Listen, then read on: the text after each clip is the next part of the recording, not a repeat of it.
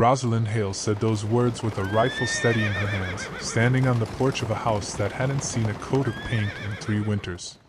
Sheriff Wade Calloway didn't flinch. He'd been shot at by worse men than a grieving widow, but something about the way her voice cracked on the word, husband, made him lower his hat instead of his guard. He wasn't there to court her. He wasn't there for romance, or land, or anything a man in a frontier town usually wanted from a woman alone.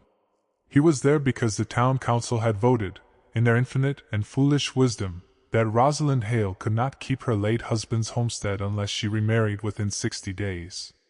It was an old territorial law, dug up from a dusty book by men who wanted her land more than they wanted her happiness.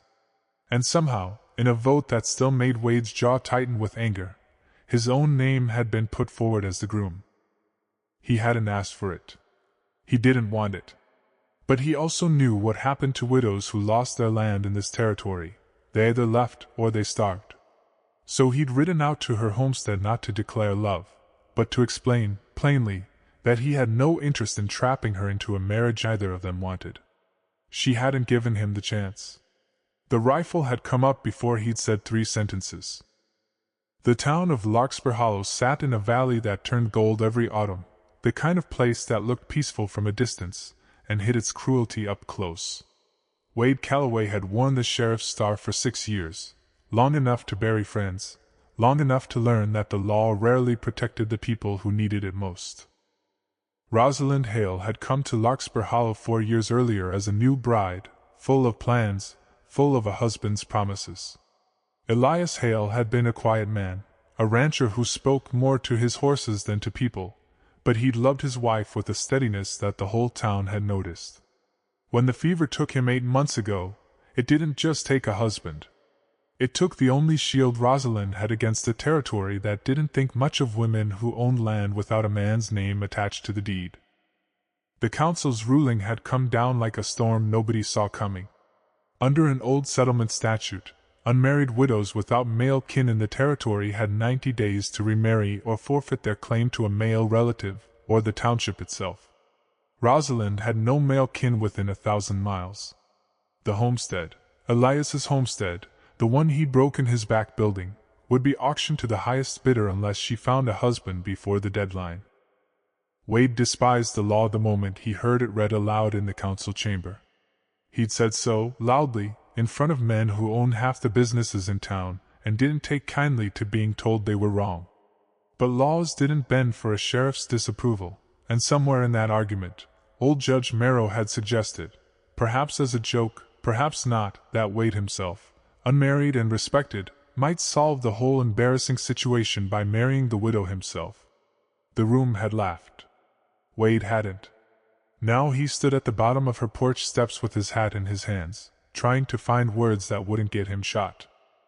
"Mrs. Hale, I'm not here to ask for your hand," he said carefully. "I'm here because I intend to fight this ruling, and I need you to know I had no part in suggesting it." She lowered the rifle an inch, just an inch, studying him with eyes that had cried more than they'd slept in the last 8 months. "Every man in this town has a reason for coming to my door lately, Sheriff. Every one of them dressed up as kindness. You'll forgive me if I don't believe you're any different." "You don't have to believe me," Wade answered. "You just have to let me try." She didn't invite him in. She didn't lower the rifle all the way. But she didn't fire it either, and in a town like Larkspur Hollow, that was as close to an opening as a man like Wade Calloway was going to get. Over the following 2 weeks, Wade rode to the county seat twice, dug through statute books until his eyes ached, and wrote letters to a territorial judge he'd met years earlier during a cattle dispute. Every path led to the same dead end. The law was old, ugly, and airtight.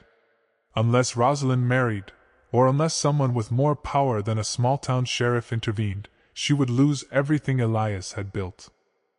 Meanwhile, the town turned uglier by the day. Cyrus Dane, the wealthiest rancher in the valley and the man who stood to gain the most from an auctioned homestead, began making his own visits to Rosalind's porch. He didn't bring a rifle to greet him. He brought smiles that didn't reach his eyes and offers dressed up as generosity, an offer of marriage himself, one that would conveniently fold her land into his own before the deadline arrived. Rosalind refused him too, but Wade could see the toll it was taking on her. She'd grown thinner. The circles under her eyes had deepened. She was a woman standing alone against an entire town's greed, and every refusal she gave only bought her a few more days of a fight she couldn't win by will alone. "You should take Thane's offer," she told Wade bitterly one evening, when he'd ridden out simply to check that she was safe. "At least then the land stays productive. At least then people stop pretending they're doing me a favor." "You'd rather marry a man who wants your land than trust one who doesn't want it at all?" Wade asked. "I'd rather not marry anyone," she snapped, and for the first time, her voice broke completely. "I already had a husband, Sheriff. I don't need a replacement. I need people to leave me be and let me grieve him in peace." Wade didn't have an answer for that. There wasn't one. The law didn't care about grief. It cared about deeds and dates and deadlines, and Rosalind had less than 6 weeks left. That night, riding back to town under a sky heavy with stars, Wade made a decision that surprised even himself. If there was truly no way around the law, and if the only way to protect her land, and protect her from men like Cyrus Thane, was to marry her himself, then he would do it. Not for land. Not for the council's approval. But because he'd watched a good woman get cornered by a bad law, and he couldn't ride away and call himself a lawman if he let that happen. The trouble was convincing her to say yes to a man she still half suspected of wanting something from her. It was Rosalind herself who found the letter, tucked behind a loose board in the barn where Elias used to keep his private papers. She'd avoided that corner of the barn for months, unable to face the smell of his old coat still hanging there, but a leak in the roof forced her hand, and in moving his things to keep them dry, she found an envelope with her name written in Elias's careful, slanted handwriting. She didn't open it that night. She carried it inside, set it on the table, and stared at it for 3 days before she could bring herself to break the seal. When she finally read it, alone by lamplight, her hands shook so badly she had to set it down twice. Elias had known, near the end, that his fever wasn't going to break. He'd written the letter in secret, in the last clear-headed hours he had, not to say goodbye in the way she expected, but to say something else entirely. He wrote that he'd watched the way the sheriff of Larkspur Hollow carried himself, fair in a town full of men who weren't, patient with people who had nothing to offer him in return. He wrote that if anything ever happened to him, and if the town's old laws or old vultures ever came for what he'd built for her, he hoped, he prayed, that a man like Wade Calloway would be the one standing between her and the wolves. "I don't say this because I want you to stop loving me," the letter read. "I say it because I love you too much to leave you unprotected. If you ever find yourself needing a hand to hold against this world, don't be too proud or too broken to take a good one, even if it isn't mine anymore." Rosalind sat with that letter until the lamp burned low, and the tears finally came, not from grief alone, but from something close to release. Her husband, in his final clear thoughts, hadn't asked her to stay loyal to a memory at the cost of her own survival. He'd asked her to let herself be protected by a good man, if the day ever came. The next morning, she rode into town for the first time in weeks, letter folded carefully in her coat, and found Sheriff Wade Calloway on the steps of his office. "I need to talk to you," she said. "About the wedding." Word of the impending marriage between the widow Hale and Sheriff Calloway spread through Larkspur Hollow faster than a grass fire, and Cyrus Thane did not take the news quietly. He stormed into the council chambers 3 days before the wedding, demanding the deadline be moved up, insisting that a marriage arranged out of convenience shouldn't count under the statute's intent. For a moment, it looked as though he might succeed. Judge Merrow, uneasy about the optics of a sheriff marrying the very widow he'd been sent to protect, considered postponing the ceremony for a formal review. It would have cost Rosalind the only chance she had left. The deadline would pass during the review, and Thane's bid for the land would go through by default. That was when Wade did something no one in the room expected. He pulled Elias's letter from his coat, the one Rosalind had given him to read only 2 nights before, and asked the judge's permission to read it aloud. His voice caught more than once as he read a dead man's final wish to the very council trying to strip that wish away. By the time he finished, even Cyrus Thane had gone quiet, and Judge Merrill, a man who'd buried his own wife years earlier, wiped his eyes without any shame at all. "This marriage," Wade said, folding the letter closed, "isn't a loophole, Your Honor. It's the last request of a good man, being honored by the woman who loved him and the town that's supposed to protect her. If this council can't see the difference between that and greed, then it isn't fit to hold the gavel it's sitting behind." The room was silent. Then Judge Merrill, without another word of debate, struck his gavel once and denied Thane's petition outright. The wedding would proceed as planned, on schedule, with the full protection of the law. Cyrus Thane left the chamber that day having lost the land, the leverage, and whatever respect the town still held for him.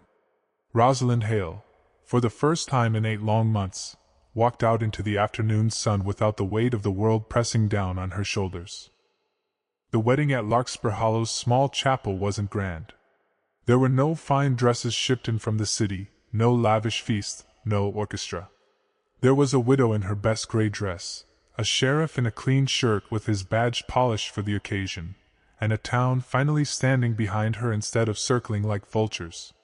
Rosalind carried Elias's letter folded in her palm as she walked down the short aisle, not as a symbol of grief, but as a symbol of a promise kept, his final gift to her, honored in the truest way a love like that could be honored, by letting her live, and be protected, and be happy again.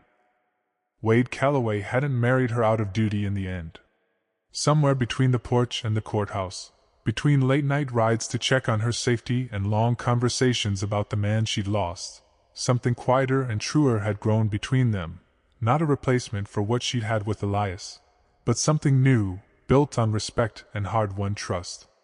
As the small crowd outside the chapel cheered, Rosalind looked up at her new husband and said the words that had once been a threat and were now something else entirely.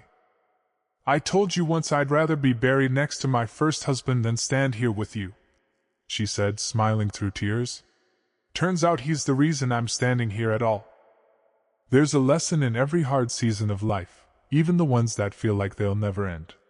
Loss doesn't ask permission before it arrives, and neither does love when it finally finds its way back to a broken heart. Rosalind Hale didn't survive that year because she was rescued. She survived because she refused to be pushed out of the life she'd built, because a good man chose to stand beside her instead of over her, and because even in death, the people who truly love us leave behind more strength than we know how to use, until the day we need it most. If you're carrying grief right now, if you feel like the world is closing in and no one is coming to stand beside you, remember this: the people who loved you left more behind than memories. They left you strength, wisdom, and sometimes, if you're patient enough to notice it, a path forward you never expected to find. Don't be too proud, and don't be too broken, to take the good hand that's finally reaching for yours.